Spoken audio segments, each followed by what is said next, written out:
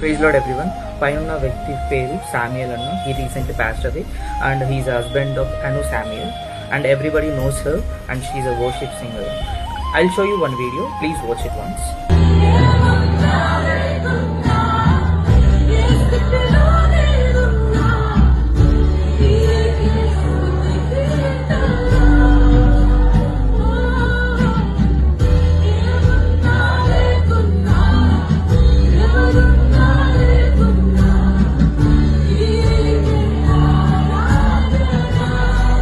This is the hardest time in her life, but she gave her heart to God. She worshiping God with heart, with a soul.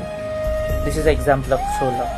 Gurtunchukondi, when we are in hard situations, do not be fall down, because God told us, do not be afraid, do not fear.